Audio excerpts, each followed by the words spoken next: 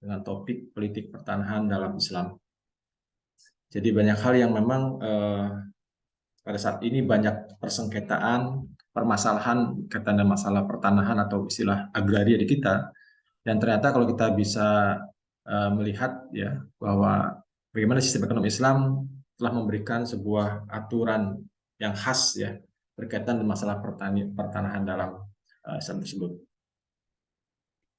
Ya, jadi kalau kita melihat bahwa saat ini ya struktur ekonomi ya di Indonesia atau hampir di semua negara dunia ya itu berasal dari atau apa istilahnya eh,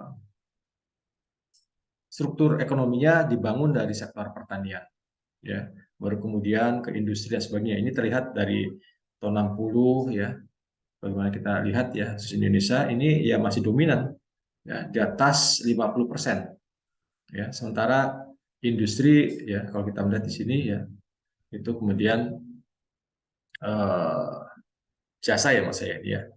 Jadi kalau kita melihat ini kecenderungan di saat ini adalah sektor pertanian semakin menurun ya kontribusinya. Kemudian juga kita lihat industri yang memang juga masih meningkat tapi kecenderungan juga menurun, tapi sektor jasa ya.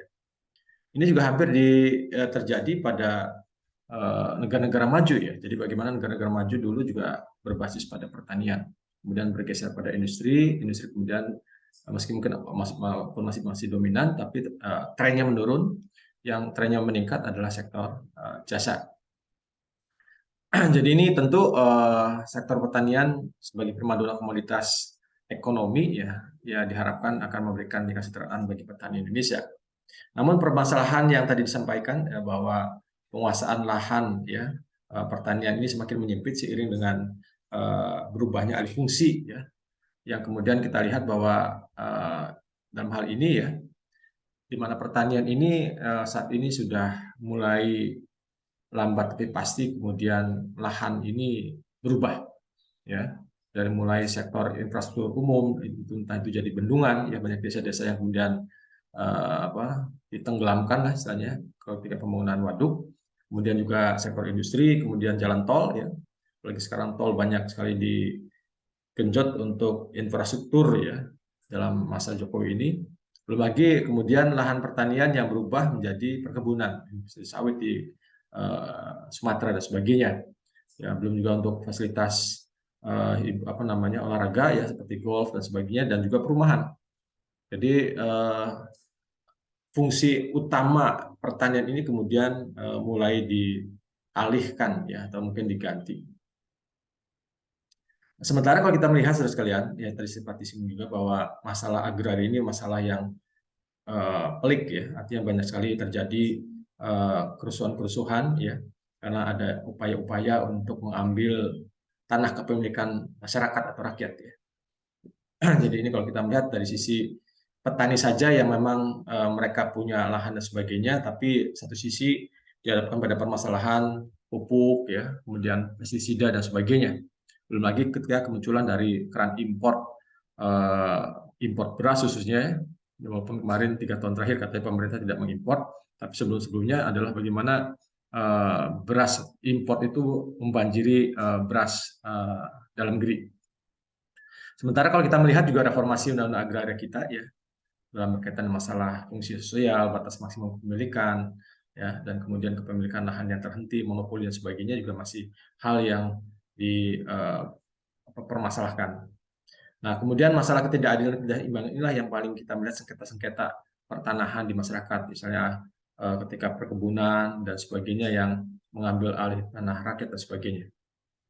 Nah, kalau kita melihat kebijakan pemerintah kebijakan pertanian di sektor pertanian sendiri ya memang kalau kita melihat ini masih menggunakan undang-undang yang sangat lama ya. Masih lama maksudnya agraria tahun 5 tahun 60. Coba nanti kita cek apakah memang ada undang-undang terbaru ya. Meski ada RUU-nya yang kemarin sempat muncul adalah pada tahun 2018. Pada dasarnya bagaimana kepentingan ya hal yang kaitan dengan kontrol lahan pertanian ini baik sisi keadilan ya bagaimana warga negara bebas memiliki lahan pertanian dan sebagainya ya.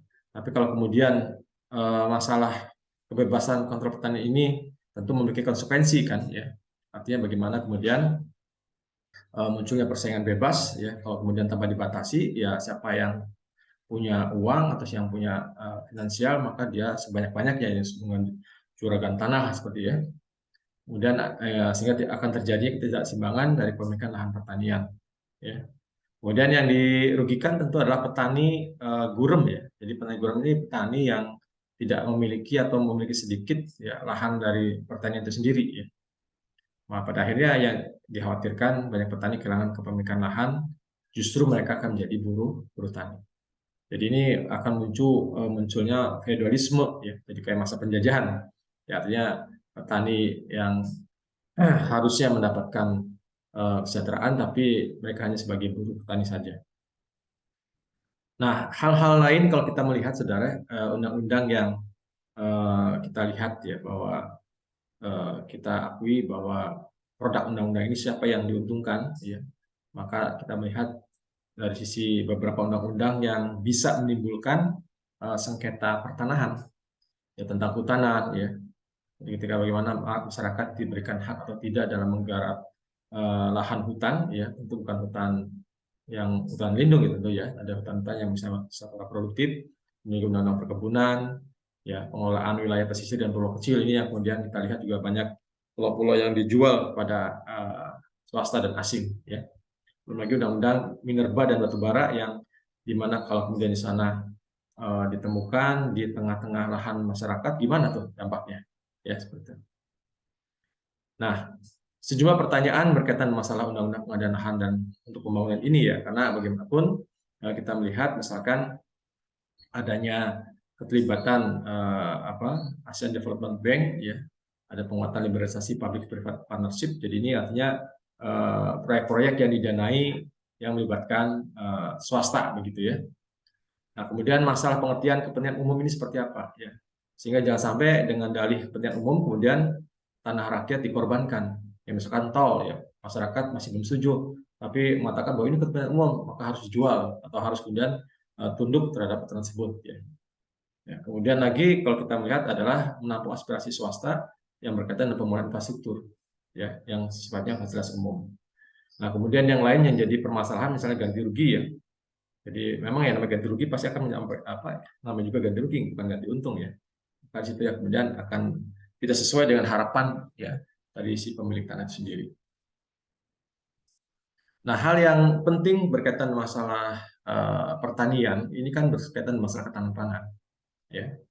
Karena pertanian yang produktif tentu adalah pertanian yang menghasilkan pangan itu sendiri ya, sehingga satu negara yang memiliki ketahanan pangan ya dengan sendirinya akan lebih stabil dibandingkan negara yang tidak memiliki ketahanan pangan yang baik. Anda bayangkan masalah urusan perut rakyat kemudian tidak diurusi dengan baik, maka ini bisa menimbulkan masalah sosial, ya, masalah politik, masalah ekonomi dan sebagainya, ya. Ini yang kemudian kita melihat bahwa banyak hal yang bisa kita rasakan, ya. Bagaimana import produk pertanian itu demikian masih besar, ya. Ya, hal yang kita bisa lihat, misalnya Anda ke supermarket, ya, buah-buahan itu nyaris semuanya adalah impor. Dari anggur, ada pir, ada apel, ya, terus ada kiwi, macam-macam ya. Yang paling bertahan paling pisang gitu ya, atau jeruk Medan ya, apa gitu. Semuanya nyaris adalah impor. Ya. Banyak juga dari impor Cina. Tapi kedelai sendiri ya sebagai bahan baku makanan rakyat kita, tempe aja masih impor. Susu demikian ya dari Australia dan sebagainya. Jadi hampir semuanya ini dalam masalah ketahanan pangan kita masih mengandalkan impor. Bahkan namanya garam saja ya itu masih impor. Tentu ini bukan garam biasa untuk kita makan ya, tapi garam industri. Ya saya pernah ikut dalam kajian di Kementerian Perindustrian itu memang garam di kita yang mendekati kebutuhan industri hanya ada di daerah Indonesia Timur, ya. Sedangkan ladang-ladang garam yang lainnya ya itu tidak cocok. Makanya ya mungkin mereka hanya untuk konsumsi garam dalam negeri ya, artinya dalam masalah rafinasi dan sebagainya gitu ya, bahan garam untuk makan lah gitu. Nah, kita ingin masuk pada politik pertanian dalam Islam seperti apa ya, karena pada dasarnya pertanian yang memang harus produktif dalam mendukung ketahanan pangan ini faktanya banyak sekali yang kita jumpai ya, hal-hal yang justru bertentangan ya, atau kemudian tidak sesuai dengan aturan Islam. Ya, pertama apa? Ya, dalam konsep politik pertanian dalam Islam itu menganggap kepemilikan tanah itu diatur dengan hal yang benar ya. Dalam arti bagaimana si pemilik tanah itu ya untuk pertanian itu betul-betul untuk memproduksi ya atau berproduksi. Jadi sangat produktif lah intinya.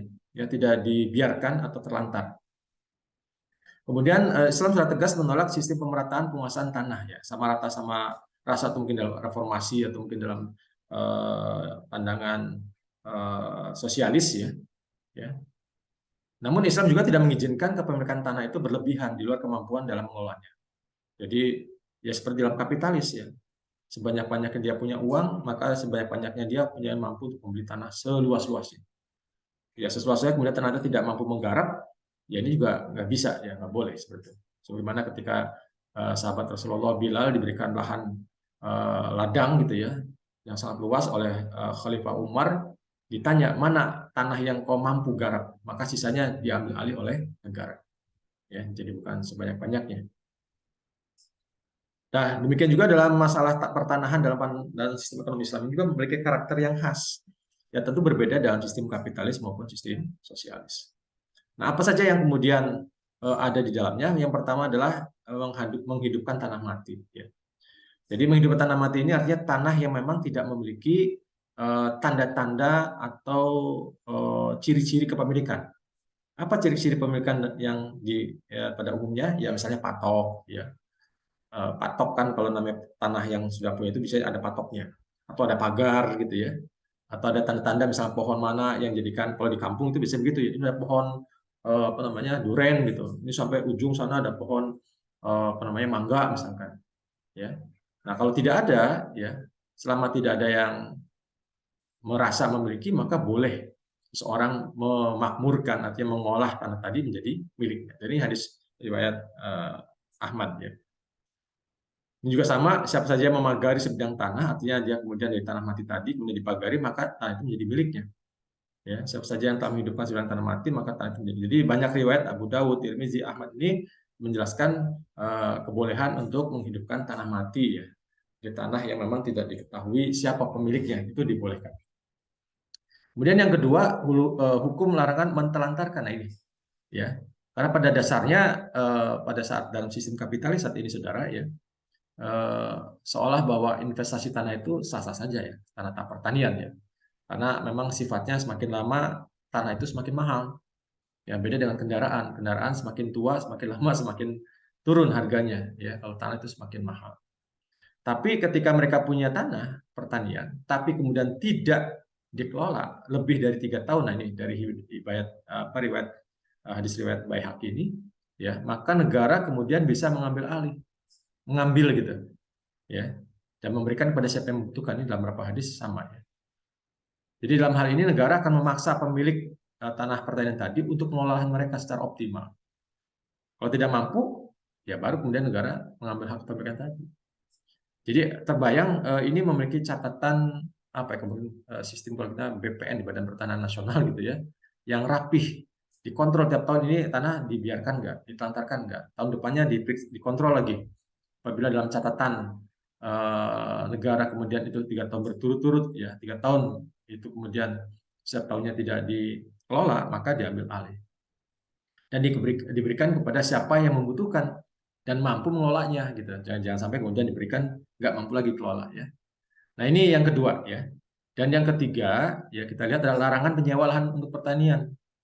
Nah ini faktanya banyak sekali terjadi di masyarakat saat ini ya di kampung-kampung dan mungkin menjadi satu hukum yang dianggap biasa. Padahal dalam hadis riwayat Muslim itu sendiri Rasulullah melarang mengambil sewa ya atau bagian atas tanah tadi ya. Jadi larangan ini menunjukkan bahwa perintah untuk meninggalkan dan mengandung indikasi menjelaskan adanya larangan yang tegas. Alternatifnya apa? Alternatifnya kalau tidak ingin disewakan, ya mereka harus mempekerjakan orang lain. Ya, dikelola ya maksudnya, tidak disewa.